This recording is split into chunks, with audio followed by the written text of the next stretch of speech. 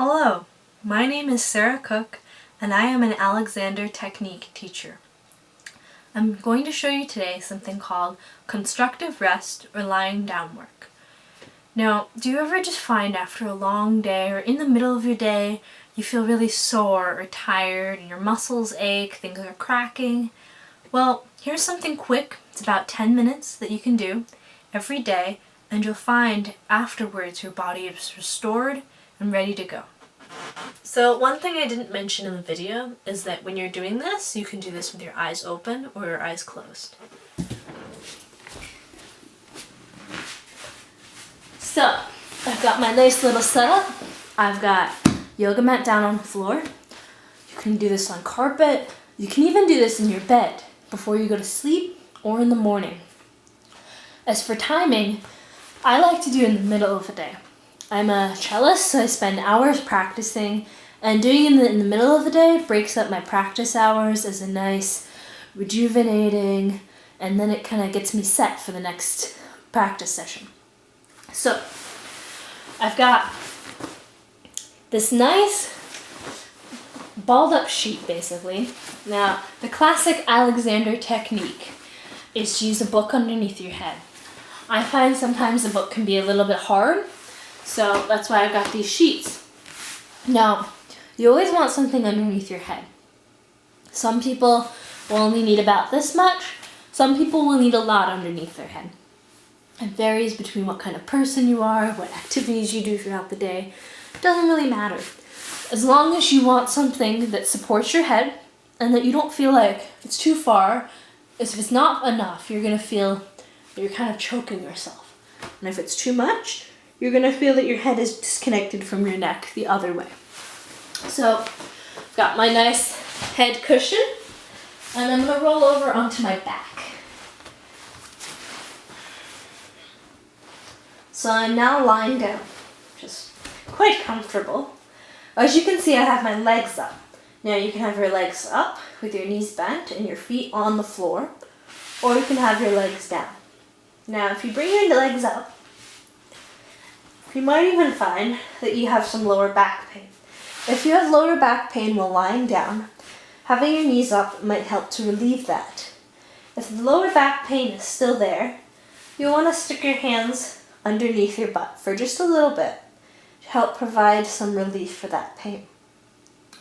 If it's really bad, what you can do is get either a hard surface, whether it's your bed or a coffee table, and stick your legs right on it, and that'll help put some nice comforting pressure onto your butt and help relieve some of that lower back pain. So as we're lying here, you can have your hands on your chest or your stomach, or you can have your hands just flat down on the sides. Or if you have something else you want to do with your hands, totally fine. So the beginning of this, we're just going to kind of very, very slowly rotate our heads side to side on top of our nice head cushion. Now, the reason for doing this is to have some body awareness, and we're just going to go through from head to toe and see what that feels like.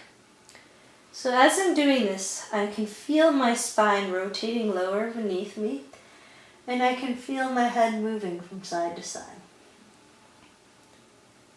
So after that, I want you just to take a second and lie here and say, what does it feel like to be lying on the floor? It's not much to do, no worries in the world. If something does come into your mind, for instance, oh, I have to go do that thing that I forgot to do, tell yourself, I'll do it in 10 minutes. You can even set a timer here, 10 minutes. Just take some deep breaths. And as you're lying on the floor, see if it feels different than when you first lied down. For me, I can feel more contact between my shoulder blades and the floor. I can feel my back just widening and really releasing onto the floor. So now we've thought about our head and our necks. I'm going to come down to these wonderful shoulders. Now, a lot of people with shoulders think, okay, well, this is our shoulder, and it's just the shoulder. But our shoulder connects all the way through to our arm, and then through to our other arm. So it's really, rather than a shoulder, we've got these beautiful arm joints, and our shoulders connect back to the scapula. Now, who knows where their scapula is? Ooh, I do. So our scapula is the giant wing-like thing that moves freely on our back. So I want you to take your right hand and stick it up in the air. Okay.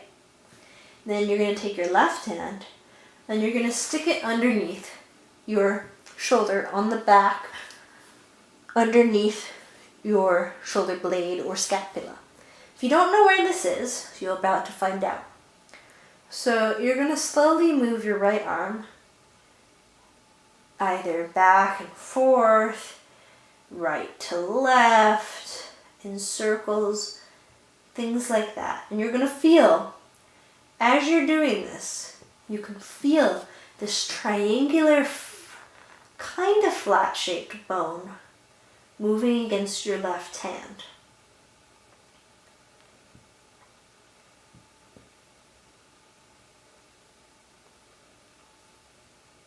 So when you feel that you've explored that enough, you can keep going longer and pause the video, totally up to you.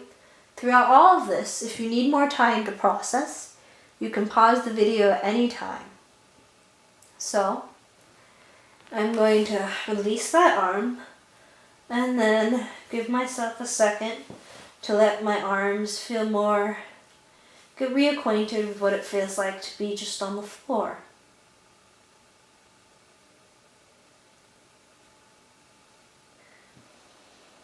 You might find that one side of between your arms, one side feels different than the other. You just spent a lot of time isolating your right side. So now we're going to even us out. You're going to lift your left arm. You're going to place your right arm underneath your left shoulder blade. You're going to do the same thing. Now you can vary it, or you can do the same exact thing, and you might notice differences between one side and the other side. One side might be harder to move. One side might like vertical movements better. One side might prefer the horizontal. You might also notice different shapes between the two sides. Just when you notice something, it's not a right or a wrong. It's just something to take note of and say, isn't that interesting?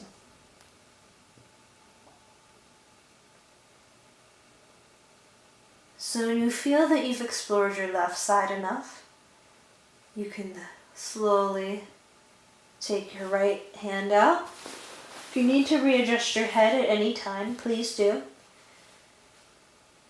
And take a second to just enjoy lying on the floor again. It should feel very comfortable. See if you can notice a difference between when you first lay down and how your shoulder blades feel now. My shoulder blades between each other feel much more open, and my arms feel that they're doing a lot less work than before. So, now we're going to talk about our lovely lower back. Now, I've noticed quite a few people have lower back pain, which is quite common. So, what we're going to do is you're going to stick your hands underneath your butt again, and you're just going to kind of move side to side, almost as if you're windshield wipers. And as you're doing this, you're kind of just going to feel for comfortability. I know it sounds odd, but you're just going to allow yourself to see if you can feel pleasurability in the movements that you're making.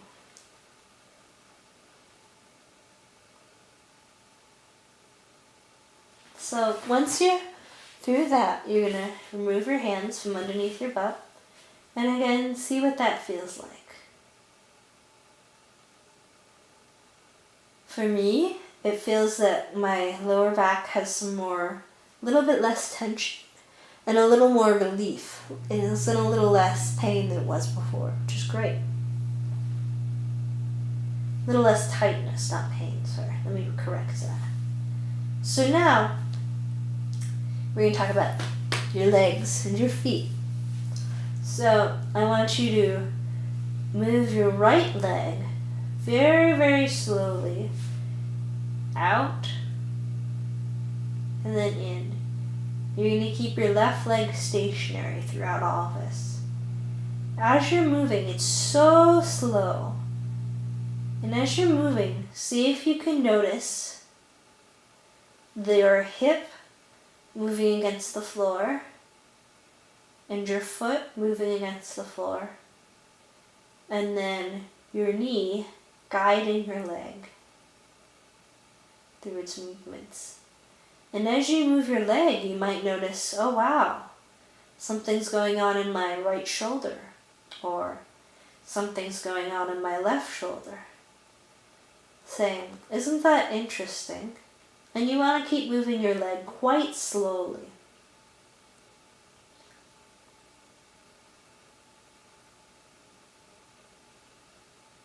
And then when you feel that you've gone far enough, come back. Each time you want to go a little bit out, and then the next time go a little bit further. Now you don't want to push your limits. So for me, that's about done with my right leg. If you feel you want to go longer or further, good for you. So now we're going to move on to the left leg. Same thing. Except you're always moving outside of you.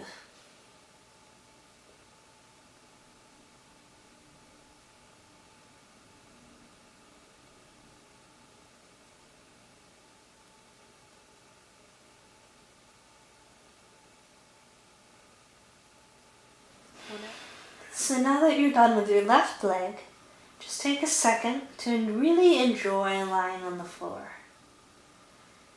What does it feel like to have your whole body being supported by the floor?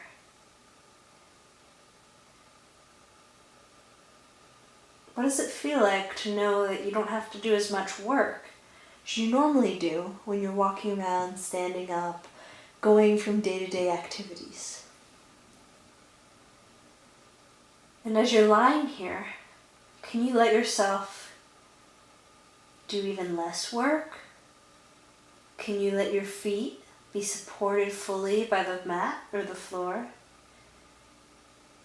Can you let your fingers be supported by wherever they're resting?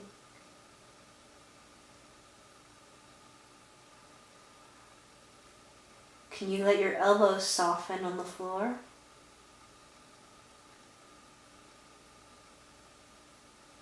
Notice your breath.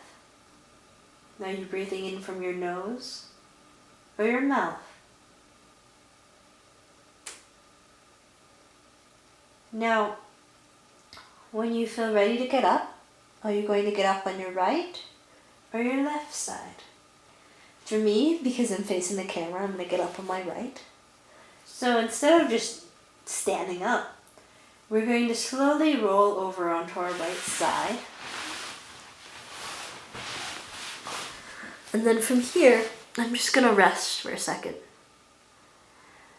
You might start to feel a little lightheaded. That's normal. If you do feel lightheaded, just pause. From here, you're going to go into a sitting position. Often on your knees is comfortable, or if that's not comfortable, you want to go into a sitting position, cross-legged. And if you feel a little lightheaded, just take a second. Sometimes it helps if you move side to side. And then go ahead and stand up. And when you're standing, take a second to see what it feels like to be standing again. And then go ahead and walk around. Notice what it feels like to walk around now. It might feel totally foreign. It might feel similar, but something's off. For me, I feel much more grounded